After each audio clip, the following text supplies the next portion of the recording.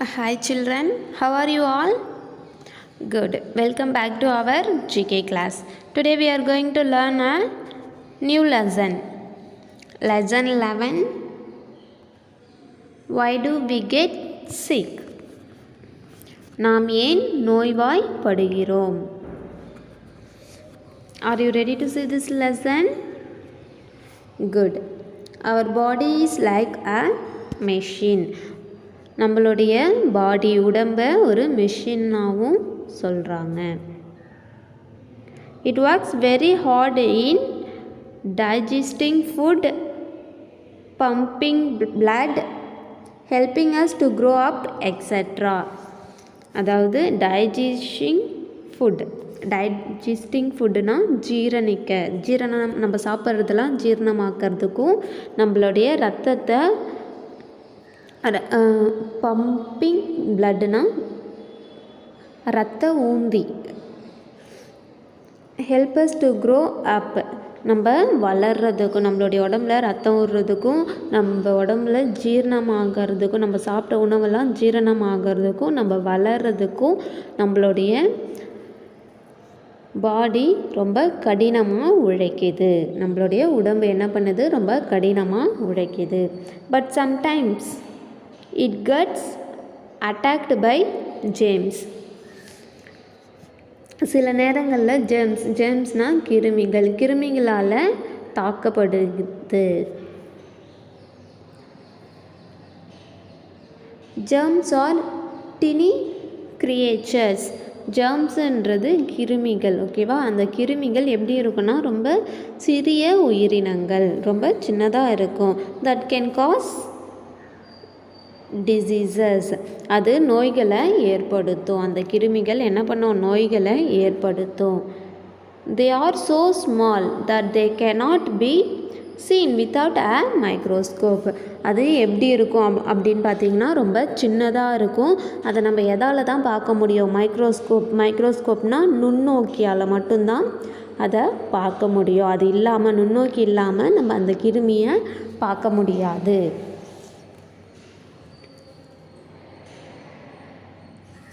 நம்ம உடம்ப ஒரு மிஷின் சொல்கிறாங்க. ஏன்னு கேட்டால் நம்ம சாப்பிட்ற உணவு ஜீரணமாகிறதுக்கும், நம்ம உடம்புல ரத்தம் சுரக்கிறதுக்கும், ரத்தம் ஊந்துறதுக்கும், நம்ம வளர்கிறதுக்கும், இன்னும் நிறைய விஷயங்களுக்கும் நம்ம உடம்பு என்ன பண்ணுது? ரொம்ப கடினமாக உழைக்குது. சில நேரங்களில் அது கிருமிகளால் தாக்கப்படுது. கிருமிகள் ரொம்ப சின்ன உயிரினங்கள். அது என்ன பண்ணும் அப்படின்னு கேட்டால் நம்மளுக்கு நோயை ஏற்படுத்தும். அது எப்படி இருக்குன்னா ரொம்ப சின்னதாக இருக்கும். அதை நம்ம மைக்ரோஸ்கோப், அதாவது நுண்ணோக்கி இல்லாமல் அதை நம்மளால் பார்க்க முடியாது அந்த கிருமிகளை.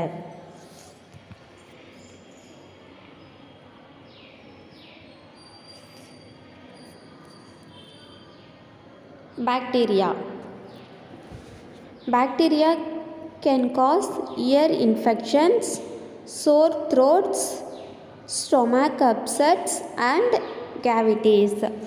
அதாவது பாக்டீரியா என்ன ஏற்படுத்துது அப்படின்னு பார்த்தீங்கன்னா காது தொற்று இயர் இன்ஃபெக்ஷன்ஸ்னால் காது தொற்று. அடுத்தது சோர் த்ரோட்ஸ்னால் தொண்டையில் புண்ணு வர்றதுக்கு பாக்டீரியா தான் காரணம். அடுத்தது ஸ்டொமக் அப்செட்னால் வயிற்று வலி. மற்றும் கேவிட்டிஸ்னால் துவாசங்கள்.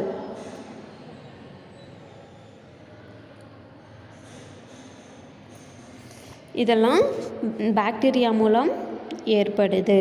அடுத்தது ஃபங்கைனா பூஞ்சைனா நம்ம ஃபுட்டு இருக்குது இல்லைங்களா,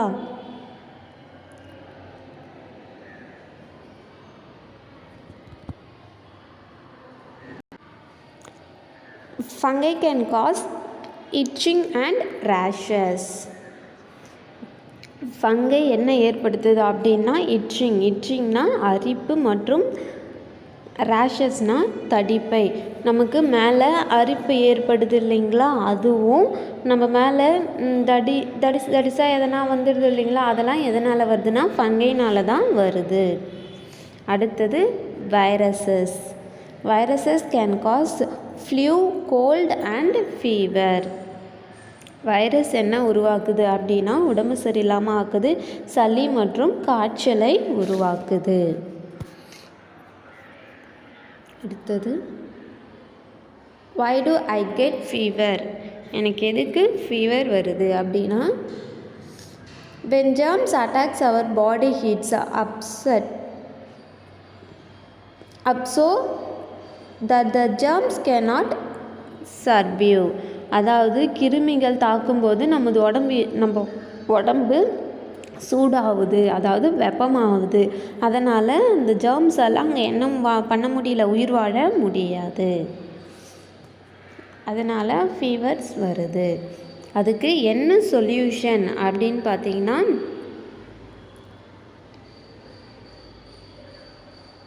அதை எதிர்த்து போராட என்ன வழி? Fight it. அதை எதிர்த்து போராடுங்க.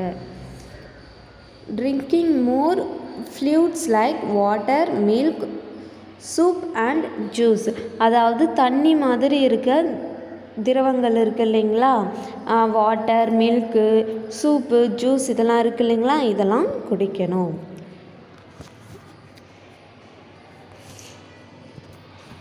Then second one, why it pecking?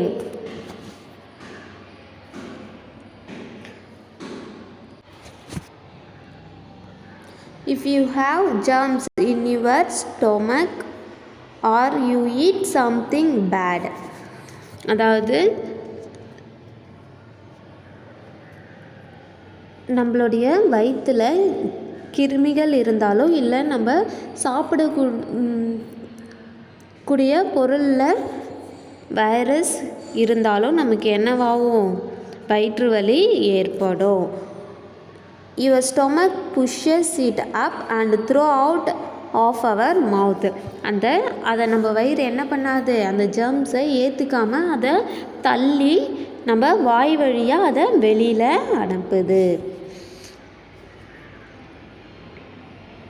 அப்படி வரும்போது அதை எதிர்த்து நம்ம என்ன பண்ணணும் அப்படின்னு கேட்டிங்கன்னா, டேக் ஸ்லோ டீப் ப்ரீத்ஸ். அதாவது மெதுவாக ஆழ்ந்த மூச்சு விடணும். அதுக்கப்புறம் drink water sip by sip, கொஞ்சம் கொஞ்சமாக தண்ணி குடிக்கணும். இது மூலயமா அந்த வயிற்று வலி, வாந்தி வலியை நம்மளால் கொஞ்சம் கட்டுப்படுத்த முடியும். Next third one, what causes loose motion? எதனால் லூஸ் மோஷன்ஸ் ஆகுது அப்படின்னு பார்த்தோன்னா, having a bad time running to the washroom again. அதாவது ஒரு மோசமான நேரம், அந்த டைம் பார்த்திங்கன்னா ரொம்ப மோசமாக இருக்கும். லூஸ் மோஷன் போச்சுன்னா எப்படி இருக்கும் உங்களுக்கு? வயிறு வலிக்கும், பாத்ரூம் போயிட்டே இருப்போம் இல்லைங்களா, அதுதான் ஒரு மோசமான நேரம். அது எப்படி இருக்குன்னா, மறுபடியும் நம்ம என்ன பண்ணிகிட்டே இருப்போம்? வாஷ்ரூம் ஓடிக்கிட்டே இருப்போம். Blame it on germs in your food or water or on your hands. அதாவது நம்மளுடைய உணவுலேயோ இல்லை தண்ணியிலையோ இல்லை நம்மளுடைய கைகளிலேயோ அது வர்றதுக்கு காரணம் என்ன அப்படின்னு பார்த்தீங்கன்னா, உள்ள கிருமிகள்னால தான் அது வருது. அதுக்கு என்ன பண்ணணும்? அதை எதிர்த்து போராடணும். எப்படி அப்படின்னு கேட்டால், ட்ரிங்க் எலக்ட்ரோலிட்டிக் சொல்யூஷன். அதாவது எலக்ட்ரோலிட்டிக் சொல்யூஷன்னா, இந்த டிசென்ட்ரி அது ஒரு பவுடர் மாதிரி இருக்கும், ஓகேவா? அந்த கரைசலை நம்ம என்ன பண்ணணும்? குடிக்கணும். எலக்ட்ரோசிட்டி கரைசலை குடித்தா எலக்ட்ரோலிட்டிக் கரைசலை குடிக்கணும். குடிக்கிறது மூலிமா அதை நம்ம எதிர்க்கலாம். அடுத்தது ஸ்டே ஹெல்த்தி. நம்ம ஹெல்த்தியாக இருக்கிறதுக்கு என்ன பண்ணணும் அப்படின்னு கேட்டிங்கன்னா,